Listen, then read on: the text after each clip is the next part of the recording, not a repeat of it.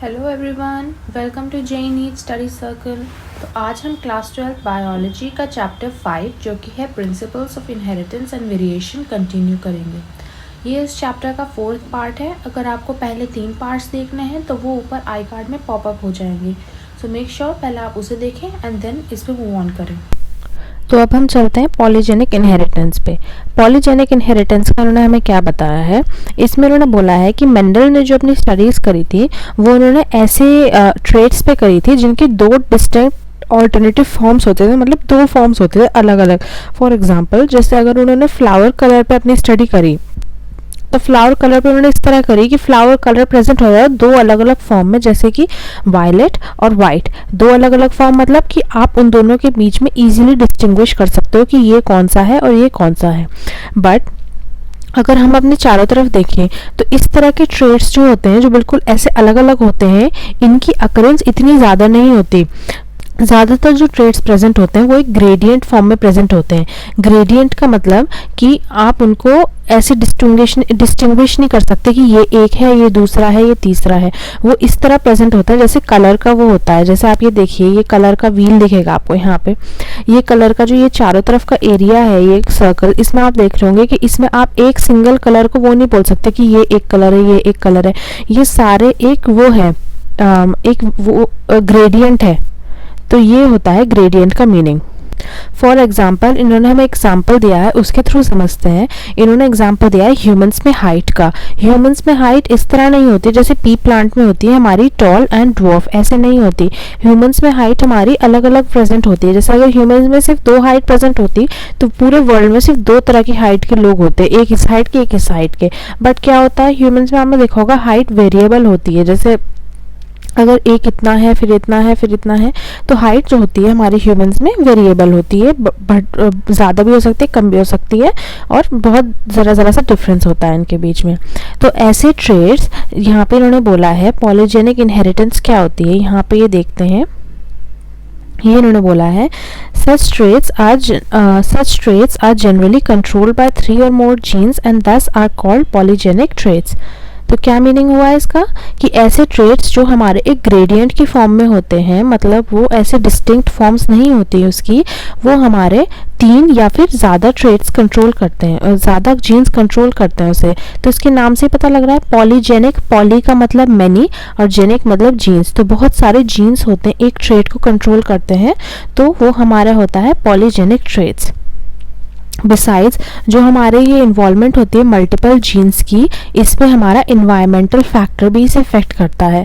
तो इसमें आप हाइट का ही एग्जांपल देख लीजिए। जब हमारी हाइट होती है तो हो सकता है कि किसी को जैसे चाइल्डहुड में उसे प्रॉपर न्यूट्रिशन नहीं मिला किसी को, और इस वजह से उनकी हाइट नहीं बढ़ पाई। तो इसमें ये जो न्यूट्रिशन मिलने वाला एस्पेक्ट आ गया, ये क्या है, ये इन्वायरमेंट का ही तो इफेक्ट है।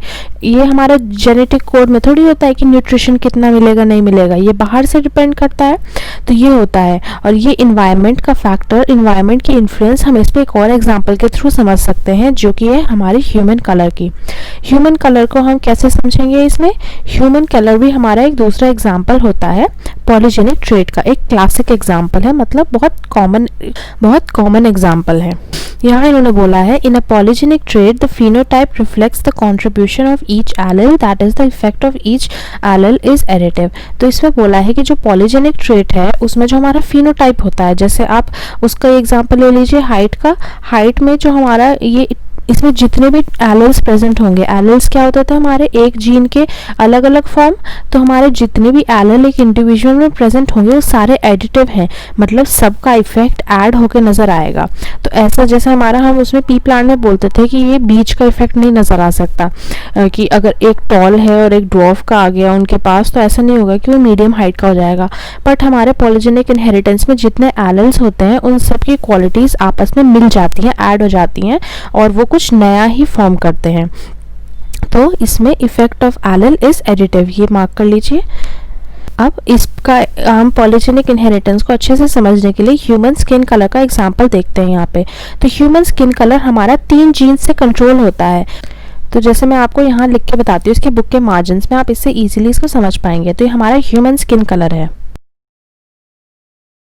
तो ह्यूमन स्किन कलर जो है ये हमारा 3 जीन इसे कंट्रोल करते हैं। पॉलीजेनिक इनहेरिटेंस में हमने बोला था ना 3 या उससे ज़्यादा होते हैं, तो ह्यूमन स्किन कलर को फॉर लेट्स अज्यूम कि हमारे 3 करते हैं, वो 3 को हम मान सकते हैं ए, बी एंड सी। अब ए, बी, सी है ये हमारे जीन्स हैं, बट जीन्स के आगे एलेल्स भी होते हैं। एलेल्स इसके किस तरह मानेंगे हम? एलेल्स ऐसे मान लेते हैं कि जैसे ये हमारा ए है तो इसके 2 एलेल्स होंगे और इनके सबके 2-2 एलेल्स मान लेते हैं। और किस तरह होता है? एक डोमिनेंट एलेल होगा, एक रिसेसिव एलेल होगा। तो डोमिनेंट को हमेशा हम कैसे लिखते हैं? डोमिनेंट को हम लिखते हैं कैपिटल फॉर्म में। तो ए, कैपिटल ए को मान लेते हैं कि ये हमारा डोमिनेंट है और स्मॉल ए रिसेसिव है। सिमिलरली बाकियों का भी ऐसे ही कर लेते हैं। तो ये हमारे इसके ऐसे एलेल्स हो गए, 6 एलेल्स हो गए इसके टोटल मिला के हमारे। अब इसमें हम ये मानते हैं कि जो डोमिनेंट एलेल है हमारे तीनों जीन के, ये कोड करते हैं हमारे डार्क स्किन कलर के लिए, डार्क स्किन कलर। और ये जो हमारे रिसेसिव एलेल्स है ये हमारे कोड करते हैं लाइट स्किन कलर के लिए, मतलब फेयर स्किन कलर के लिए। इंडिविजुअल्स में एलेल किस तरह आते हैं? गैमेट्स के थ्रू आते हैं। अब एक जीन का हाफ हो जाता है गैमेट में, क्योंकि गैमेट हमारा हेप्लॉइड होता है, एन होता है, और जो इंडिविजुअल होता है हमारा पेरेंट जिससे निकलता है वो 2n होता है। तो अगर हमारे पेरेंट में आप सिर्फ एक जीन का मानो, एक जीन के उसके प्रेजेंट हैं दोनों, तो फिर हमारे हेप्लॉइड में क्या होगा? ये बट के 2 हो जाएंगे, एक इधर आ जाएगा गैमेट में, एक इधर गैमेट में आ जाएगा। तो हम कैसे होगा? हमारा एक इसका आएगा, एक इसका आएगा, एक इसका आएगा। तो अगर हमारा एक गैमेट फॉर्म हो रहा है, जैसे ये एक गैमेट फॉर्म हुआ फॉर एग्जांपल फीमेल का, तो इसके में हमारे एलेल्स आएंगे ए, बी एंड सी, ये आ गए। फिर हमारे मेल से गैमेट आएंगे, फॉर एग्जांपल मेल से हमारे गैमेट आ गए ए, बी एंड सी, गैमेट्स में ये एलेल्स आ गए। तो जब हमारे फीमेल और मेल के बीच में हमारा फ्यूजन होगा तो हमारे गैमेट्स इधर से भी आएंगे। लिख लेते हैं इसको, जैसे ये हमारी फीमेल है, ये हमारा मेल है। लेट्स से फीमेल में गैमेट्स में एलेल्स थे ए, बी एंड सी, एंड इसमें भी थे ए, बी एंड सी। तो जब हमारे इन दोनों के बीच में ये फ्यूजन होगा तो क्या फॉर्म होगा? ये दोनों मिलके हमारे फॉर्म करेंगे ए, बी एंड सी। सिंस हमारे ये जो ए है ये कैपिटल ए डोमिनेंट फॉर्म हमारा डार्क के लिए करता है, तो इस तरह का जिनके पास कॉम्बिनेशन होगा उनकी डार्क स्किन कलर होगी। सिमिलरली अगर हमारे ये हम मान ले कि ये इसकी जगह ये है ए, बी, सी और इधर से भी आया ए, बी, सी, तो ये दोनों हमारे मिलके फॉर्म करेंगे ए, बी एंड सी। तो जिन इंडिविजुअल्स के पास ये होगा, सिंस ये पूरी रिसेसिव फॉर्म है, तो वो होंगे लाइटर स्किन कलर के। बट एक चीज़ इसमें आपको ध्यान रखने की है कि हमारे इसमें इतने सारे एलेल्स प्रेजेंट है, 6 एलेल्स बनते हैं आके मिलके। तो जब अगर हमारे हम इसके इंटरमीडिएट फॉर्म मांगे, क्योंकि जो ये है कैपिटल ए कैपिटल वाला, ये तो पूरा कैपिटल वाला, तो ये हमारा डोमिनेंट है तो डार्केस्ट होगा। ये सबसे स्मॉल वाले सारे स्मॉल है तो रिसेसिव होगा। बट अगर हम इसकी इंटरमीडिएट फॉर्म मांग ले, यहाँ पे उन्होंने बोला है कि इसकी इंटरमीडिएट फॉर्म हमारी जीनोटाइप की बनेगी, इंटरमीडिएट स्किन कलर आएगा। इंटरमीडिएट फॉर्म इसकी हमारी है a, b and capital c and small c. तो ये हमारे इसकी इंटरमीडिएट फॉर्म है, ये मिडल वाला हो जाएगा।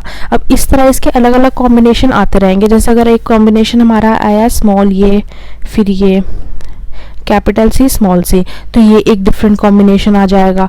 फिर अगर किसी के पास आया ये, तो ये एक डिफरेंट कॉम्बिनेशन हो जाएगा। तो इस तरह आप देख सकते हैं कि सिर्फ एक एलेल के चेंज होने से हमारा ये पूरा चेंज हो जाता है और इसमें अलग फॉर्म आ जाती है। तो इसको कहते हैं हम पॉलीजेनिक इनहेरिटेंस। इसमें हमारे इतने सारे जीन्स थे, इसकी वजह से हमारे एलेल्स भी इंडिविजुअल में ज़्यादा आते हैं। तो ये होता है हमारा पॉलीजेनिक इनहेरिटेंस। नेक्स्ट चलते हैं हम प्लायोट्रॉपी पे। प्लायोट्रॉपी क्या होती है? हमने अब तक जितने भी इस चैप्टर में इफेक्ट्स पढ़े वो सारे हमारे एक सिंगल जीन को, एक सिंगल जीन हमारा एक सिंगल फिनोटाइप या ट्रेट को करता था। जैसे अगर ये हमारा ये हमारे इसमें हमने 3 जीन पढ़े, पर ये तीनों जीन क्या है? ये एक जीन एक ही चीज़ को इफेक्ट कर रहा है ना। ये हमारा जैसे अगर ये ए जीन है, ये हमारा ये स्किन कलर का हो गया, फिर ये हमारा टी जीन है तो ये हमारा हाइट का हो गया। तो एक जीन एक ही ट्रेट को वो करता है कोड। पर ऐसे इंस्टेंसेस भी होते हैं जहाँ पे हमारा एक सिंगल जीन वो मल्टीपल चीज़ों के लिए कोड करता है। ऐसे को हम कहते हैं प्लायोट्रॉपिक जीन। तो इसको मार्क कर लेते हैं, ये प्लायोट्रॉपिक जीन होता है। क्या होता है ये? There are however instances where single gene can exhibit multiple phenotype expressions. तो एक जीन जैसे हमारा है, फॉर एग्जांपल हमारा जीन ए है, ये हमारा जीन ए है, ये 3 चीज़ों के लिए कोड कर रहा है। ये कर रहा है हाइट के लिए भी कर रहा है, ये हमारा स्किन कलर के लिए भी कर रहा है, ये हमारा हेयर कलर के लिए भी कर रहा है। तो ये हमारा वो हो जाएगा प्लायोट्रोपिक जीन, क्योंकि एक सिंगल जीन अलग अलग चीज़ों के लिए कोड कर रहा है। दिस इज़ ओनली एग्जाम्पल, ऐसा होता नहीं है। फिर इसमें इन्होंने बोला है the underlying mechanism of pleiotropy in most cases is the effect of a gene on metabolic pathway which contribute towards the different phenotype. तो इसका मीनिंग है कि जो हमारा अंडरलाइंग मैकेनिज्म होता है, प्लायोट्रोपी काम कैसे करते हैं, उसका मैकेनिज्म क्या होता है। तो उसका मैकेनिज्म मोस्ट केसेस में क्या होता है कि जो ये हमारा जीन होता है ये मेटाबॉलिक पाथवे को इफेक्ट करता है। तो मेटाबॉलिक पाथवे को इस तरह इफेक्ट करता है कि इसकी वजह से हमारे डिफरेंट फिनोटाइप्स आ जाते हैं।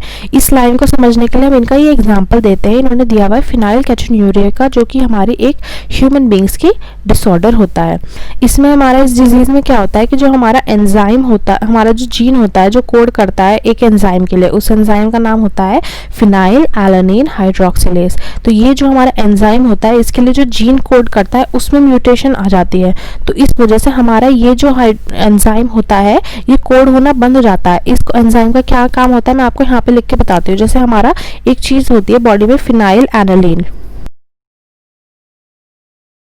ये फिनाइल एलानिन हमारा एक अमीनो एसिड होता है जो कि ये हमारा बॉडी में होता है प्रेजेंट, और ये कन्वर्ट हो जाता है किस चीज में, टायरोसिन में। और ये टायरोसिन में जो कन्वर्ट होता है ये उसकी हेल्प के थ्रू होता है एंजाइम के, और वो एंजाइम होता है हमारा फिनाइल एलानिन। ये एंजाइम हमारा फिनाइल एलानिन हाइड्रोक्सिलेज, ये हमारा फिनाइल एलानिन को टायरोसिन में कन्वर्ट कर देता है। तो इसमें क्या होता है कि जो हमारा फिनाइलकेटोन्यूरिया में जो जीन हमारा इस एंजाइम के लिए कोड करता है वो खराब हो जाता है, वो उसमें म्यूटेशन आ जाती है। तो सिंस हमारा ये इसके लिए ये हमारा बनना बंद हो जाता है एंजाइम, तो ये हमारा फिनाइल एलानिन टायरोसिन में नहीं बन सकता। तो जो ये हमारा फिनाइल एलानिन है ये हमारा कन्वर्ट हो जाता है फिनाइल पायरोविक एसिड में, और हमारी बॉडी में एक्यूमुलेट हो जाता है। इसकी वजह से क्या क्या चीज़ें होती हैं, इसकी वजह से मेंटल रिटार्डेशन होती है, मेंटल रिटार्डेशन आती है, रिडक्शन इन हेयर आती है, स्किन पिगमेंटेशन आती है। तो इसको आप देख सकते हैं, इसके जो फिनोटाइपिक मतलब इसके जो फिजिकल मैनिफेस्टेशंस, फिजिकल इफेक्ट्स नजर आ रहे हैं वो काफ़ी डिफरेंट है। उनके बीच में कोई भी ऐसा नहीं है कि इनके बीच में सिमिलैरिटी है। तो ये एक जीन जो है इसके म्यूटेशन, इसके चेंज होने की वजह से हमारी 3 चीज़ें इफेक्ट हो गई। क्या क्या चीज़ें इफेक्ट हो गई, ये है हमारी इफेक्ट हो गई, मेंटल रिटार्डेशन आ गई, हेयर में रिडक्शन आ गई, और स्किन की पिगमेंटेशन, कलर चेंज हो गया। तो ये इसका एग्जाम्पल होता है प्लायोट्रोपी का। तो पॉलीजेनिक हमारा क्या था कि हमारे 3 से ज़्यादा जीन्स प्रेजेंट होते हैं जो कि एक ही चीज़ के लिए कोड करते हैं, एंड प्लायोट्रोपी था कि हमारा एक सिंगल जीन काफ़ी सारी चीज़ों के लिए कोड करता है। अब नेक्स्ट हम चलते हैं सेक्स डिटर्मिनेशन के प्रोसेस पे। इसमें हमारा क्या होता है सेक्स डिटर्मिनेशन में, जो ये सेक्स डिटर्मिनेशन का मैकेनिज्म है, मतलब सेक्स डिटर्मिनेशन कैसे होता है इंडिविजुअल्स में, ये जेनेटिसिस्ट के लिए हमेशा से एक पजल था। मतलब उन्हें समझ नहीं आता था, वो बहुत स्टडी करते थे पर उन्हें समझ नहीं आता था कि सेक्स डिटर्मिनेशन होता कैसे है अलग अलग ऑर्गेनिजम्स में।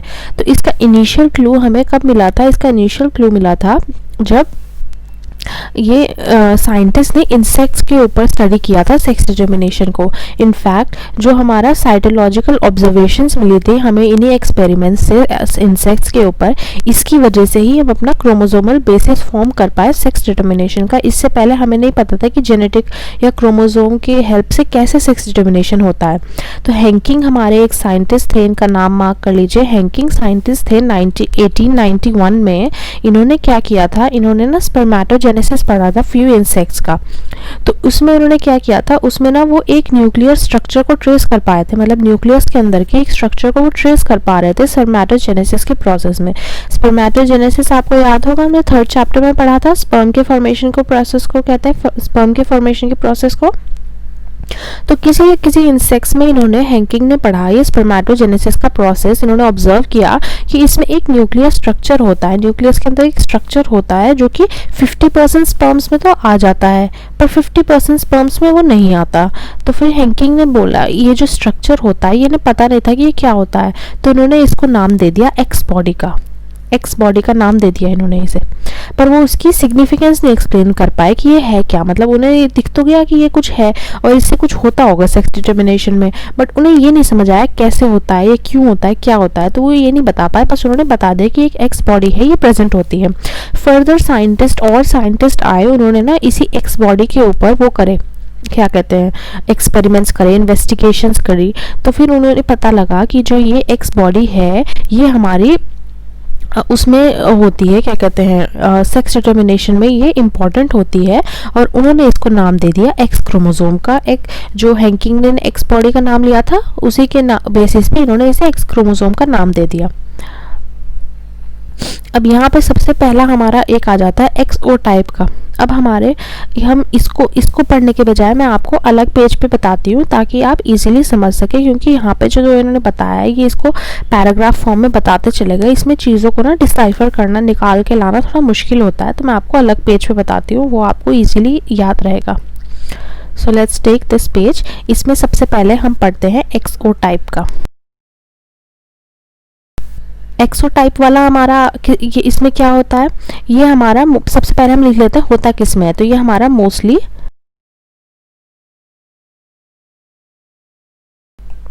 ये हमारा एक्सो टाइप का जो होता है ये हमारा इंसेक्ट्स में होता है, और हमारी बुक में एग्जाम्पल दिया हुआ है एनसीईआरटी में ग्रास हॉपर का। तो इसमें क्या होता है एक्सो टाइप वाले में, इसमें जो हमारा फीमेल का एग होता है और प्लस जो हमारा मेल का स्पर्म होता है, इनमें क्या होता है, एक्स में हमारा एग में हमारा क्रोमोसोम प्रेजेंट होता है एक्स, और मेल में हमारे दो तरह के होते हैं, मेल में हमारा एक्स भी प्रेजेंट हो सकता है और ये भी प्रेजेंट हो सकता है। ये क्या है, ये जीरो क्यों लिखा मैंने, एक्स भी हो सकता है और एक्स की जगह कुछ हो भी नहीं सकता, ऐसा हो सकता है, मतलब दो स्पर्म फॉर्म होंगे, एक स्पर्म होगा जिसमें हमारा एक्स होगा और एक होगा जिसमें एक्स की जगह कुछ भी नहीं है, वो जगह खाली है, तो ये हमारा 50% में होता है, ये 50% में होता है। ये इसमें क्या होता है, इसमें जब हमारा ये एक्स एक्स वाला मिलता है, ये एक्स एक्स वाले मिले तो क्या बनेगा, एक्स एक्स आ गया हमारा और ये हमारी फीमेल बन जाएगी, और ये जो हमारे एक्स और ये जीरो वाला मिलेगा तो ये हमारा एक्स जीरो होगा, ये हमारा मेल बन जाएगा। तो इसमें क्या होता है, इसमें जो हमारे मेल्स होते हैं और फीमेल्स होते हैं उनके क्रोमोसोम नंबर डिफरेंट होते हैं। फीमेल्स के पास एक क्रोमोसोम ज़्यादा होता है, क्योंकि आप देख रहे हो फीमेल्स जब 2 एक्स आएंगे तभी बनेगी ना, और मेल्स तब बनता है जब उनके पास एक एक्स आता है और एक जो एक्स की जगह होती है वो खाली होती है, तो मेल्स बनते हैं। तो इसमें मेल्स के पास एक क्रोमोसोम कम होता है, तो इसमें आपको ध्यान रखना है एक्स ओ टाइप वाले में जो ये ओ है, ये इसका मतलब ये नहीं है कि यहाँ पे ओ क्रोमोसोम प्रेजेंट है, इसका मतलब है यहाँ पे जीरो है, ये यहाँ पे कुछ नहीं प्रेजेंट है, ये प्लेस होल्डर है, सिर्फ उसके लिए यहाँ पे कुछ भी प्रेजेंट नहीं है। तो मेल्स में एक क्रोमोसोम कम होता है। नेक्स्ट हमारा टाइप आ जाता है X Y type. X Y type तो आपको इसका सबसे ज़्यादा अच्छा एग्जांपल तो ह्यूमंस का ही होता है, पर रिप्रेजेंट किस में होता है, ये हमारा मैमल्स और इंसेक्ट्स, किसी इंसेक्ट्स में होता है।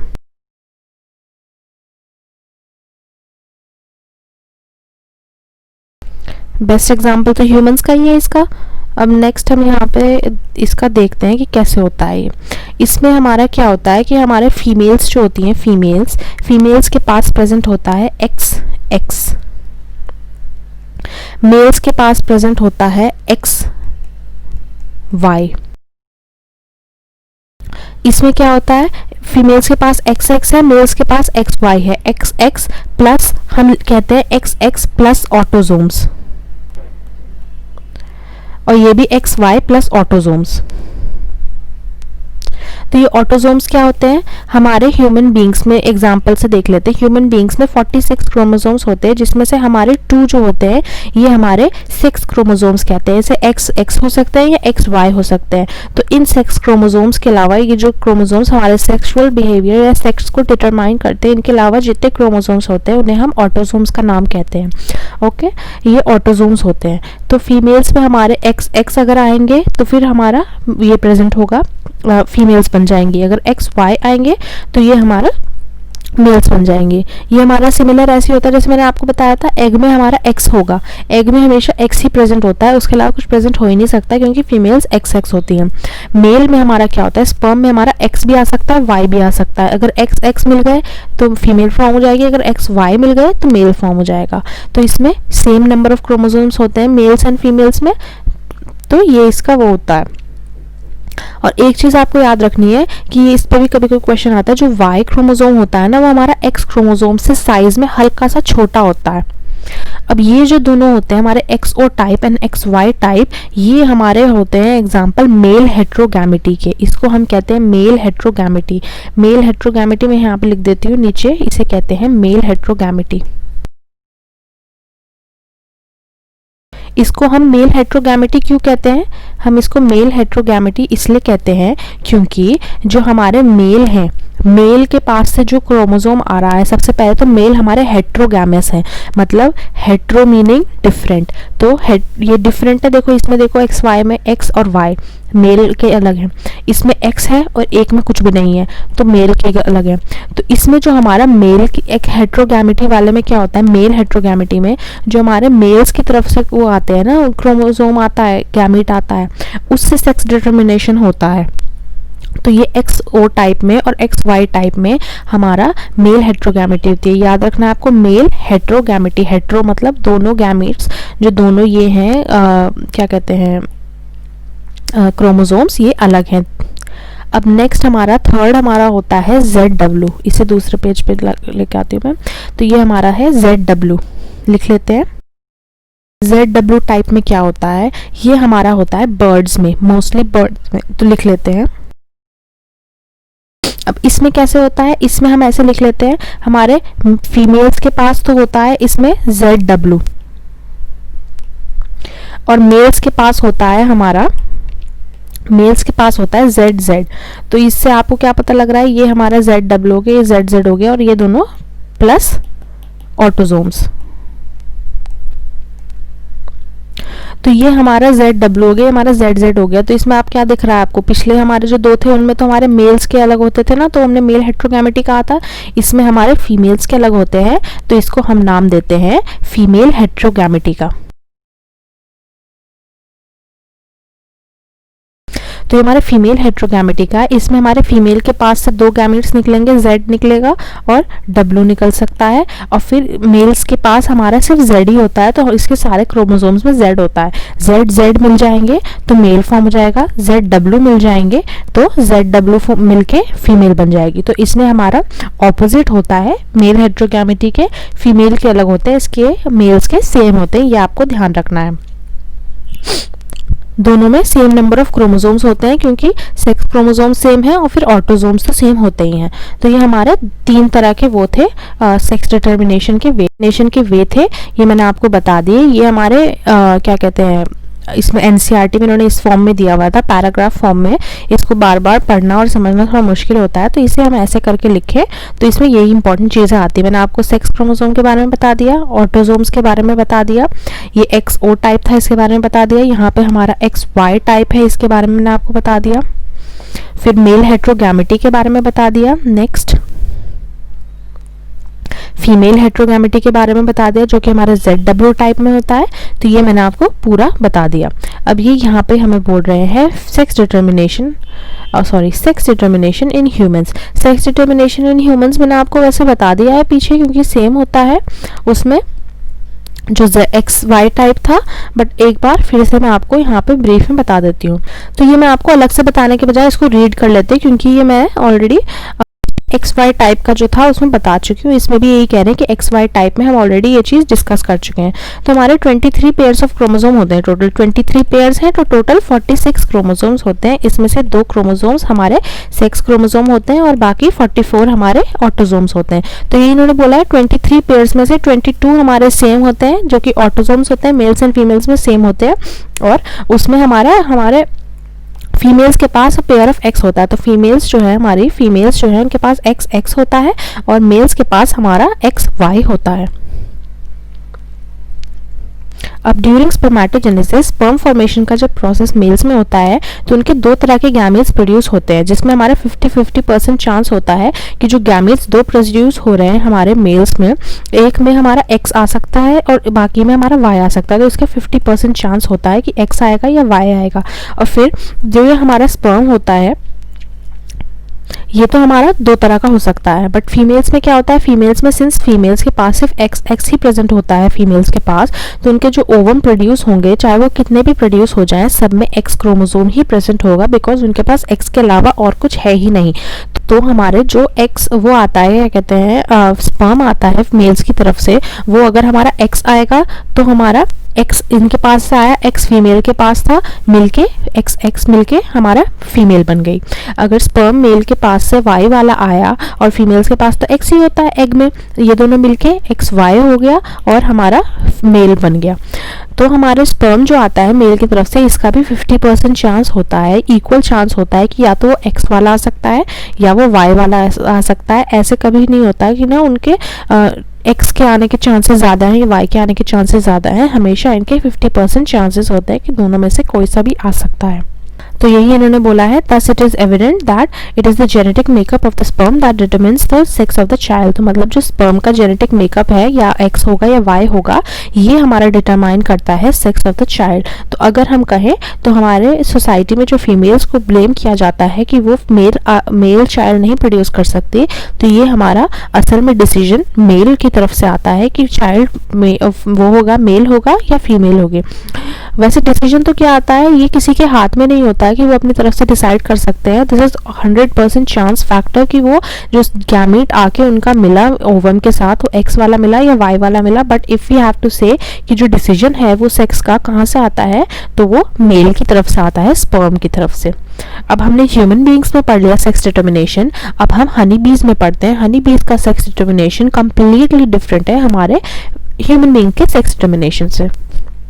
अब हनी बीज में क्या होता है, जो हमारा सेक्स डिटर्मिनेशन है, इसमें हमारा सेक्स क्रोमोसोम या इस तरह की कोई चीज़ नहीं है। इसमें हमारे जो नंबर ऑफ क्रोमोसोम्स होते हैं, number of set of chromosomes होते हैं इंडिविजुअल में, वो डिटरमिन करते हैं हमारे कि जो हमारा इंडिविजुअल है वो मेल होगा या फीमेल होगा।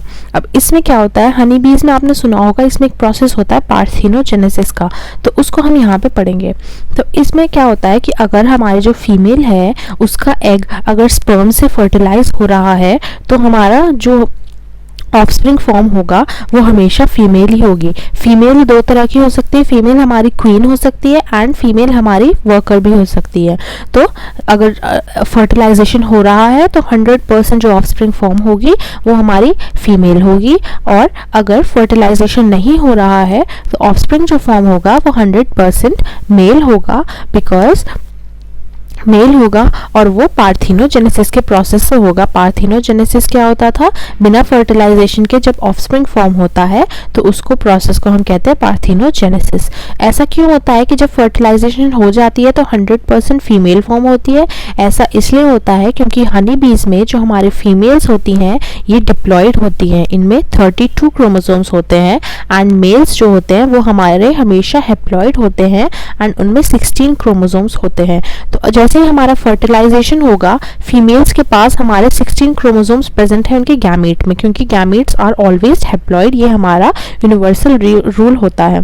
तो इसमें क्या होता है, जैसे अगर हमारी ये फीमेल है, फीमेल के पास इसने गैमीट्स फॉर्म करे, सिंस इसमें फीमेल की बॉडी में अपने आप तो ये 2n होती है, इसके 36 क्रोमोसोम्स होते हैं, बट जैसे ये वो करेगी मियोसिस तो इसके गैमीट्स फॉर्म होंगे जो कि उसके वो होंगे n हेप्लॉइड होंगे जो कि 16 होंगे। अब इसमें इसके पास अगर स्पर्म वो आया, मेल के पास से स्पर्म, अब मेल का क्या होता है, मेल जो होता है ये हमेशा हमारे हेप्लॉइड होते हैं हनी बीज में, और हेप्लॉइड क्या है 16, तो ये हमारे स्पर्म फॉर्म करेंगे अपने, ये माइटोसिस के प्रोसेस से करेंगे, क्योंकि मियोसिस क्या होता है, हमारा रिडक्शन डिवीजन होता है, इसमें हमारे क्रोमोसोम नंबर हाफ हो जाते हैं, डिप्लॉइड टू हेप्लॉइड चले जाते हैं।